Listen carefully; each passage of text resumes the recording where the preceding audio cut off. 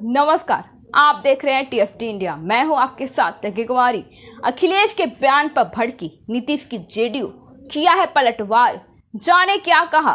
नीतीश कुमार की अगुवाई वाली जनता दल यूनाइटेड ने समाजवादी पार्टी के प्रमुख अखिलेश यादव के बयान पर पलटवार किया है।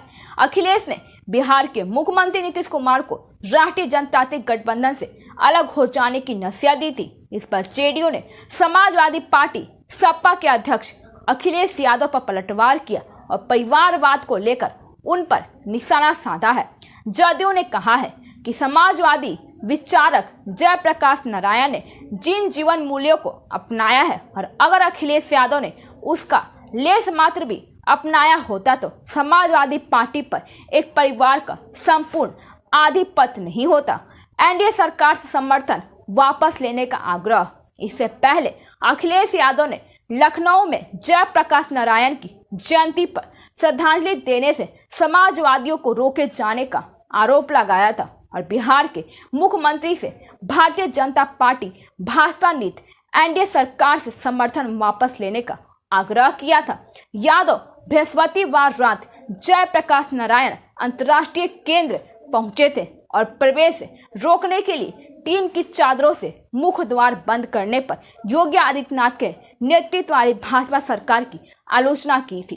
उन्होंने कहा है कि बहुत सारे समाजवादी लोग हैं जो सरकार का हिस्सा हैं और व्यवस्था को चलाने में शामिल है। यादव ने कहा है कि बिहार के मुख्यमंत्री नीतीश कुमार भी समय समय पर जयप्रकाश नारायण जी के बारे में बात करते रहते हैं और वास्तव में वह जेपी के आंदोलन से ही एक राजनेता के रूप में उभरे हैं। यह एक मौका है कि उन्हें उस सरकार से समर्थन वापस ले लेना चाहिए जो समाजवादियों को जयप्रकाश की जयंती पर उन्हें याद करने से रोक रही है। और अगर अखिलेश की टिप्पणी हैरत अंगेज है तो जदयू के राष्ट्रीय प्रवक्ता राजीव रंजन प्रसाद ने अखिलेश यादव की इस टिप्पणी को हैरत अंगेज करार दिया है और नसीहत दी है कि उन्हें लोकनायक को केवल श्रद्धांजलि तक ही सीमित नहीं रखना चाहिए बल्कि उन्होंने एक बयान में कहा कि जीवन मूल्यों के लिए जयप्रकाश नारायण आजीवन संघर्षरत रहे हैं। उन्होंने संपूर्ण क्रांति की अवधारणा दी है। उन्होंने परिवारवाद, वंशवाद और व्यवस्था परिवर्तन को लेकर जो आह्वान किया है, अगर लेस मात्र भी अखिलेश यादव ने उन जीवन मूल्यों को तरजीह दी होती तो समाजवादी पार्टी पर एक परिवार का संपूर्ण आधिपत्य नहीं दिखता।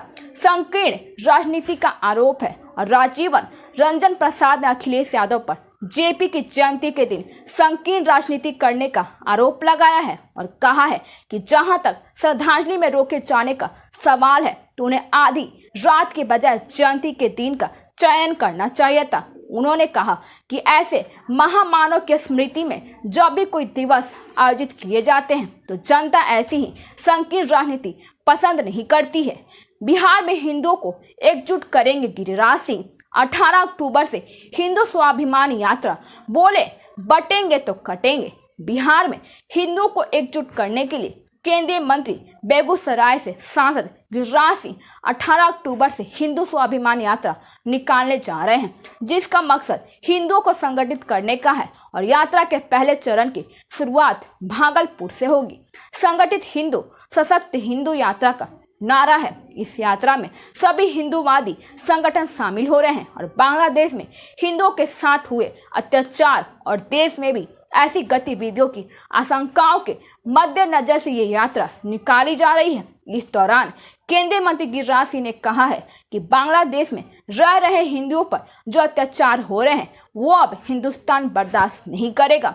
जिस दिन बांग्लादेश में घटना घटी उसी दिन से मेरे मन में एक विचार आया कि अब हिंदुओं को एकजुट करने का समय आ गया है। उन्होंने कहा है कि जिस पाकिस्तान में 22% हिंदू आज आधे रह गए हैं और बेटी मंडप पर से उठ गई है, हमारे मकान और दुकान ध्वस्त हो गए हैं, हमारे पूर्वज से भूल हुई है। अगर बंटवारे के समय पूरा मुसलमान और पाकिस्तान चला गया होता तो आज हमारी ये दुर्दशा नहीं होती। लेकिन केंद्रीय मंत्री गिरिराज सिंह और भाजपा नेताओं को मिली पाकिस्तान नंबर से मारने की धमकी। गिरिराज सिंह ने कहा है कि रामनवमी के जुलूस पर पथराव होता है चाहे बिहार हो या दिल्ली। आखिर क्यों? हमने तो कभी ताजिए पर पत्थर नहीं फेंका और हम इसलिए संगठित हिंदू, सशक्त हिंदू, बटोगे तो कटोगे, यही संवाद करने जा रहे हैं। और जानकारी के मुताबिक हिंदू स्वाभिमान यात्रा 18 अक्टूबर को भागलपुर बुढ़ा नाथ मंदिर से केंद्रीय मंत्री गिरिराज सिंह के नेतृत्व में सखनांद और पूजा हवन का शुरू होगी और फिर किशनगंज पहुंचेगी। देश भर के सैकड़ों जिलों में हिंदू जागरण यात्रा प्रारंभ हो रही है। बताया जा रहा है कि यात्रा में करीब 10,000 से ज्यादा लोग शामिल हो सकते हैं। भागलपुर से शुरू होकर यात्रा पहले कटिहार, फिर पूर्णिया, अररिया और फिर किशनगंज में जाकर खत्म होगी। धन्यवाद। आगे की जानकारी के लिए देखते रहिए TFT इंडिया।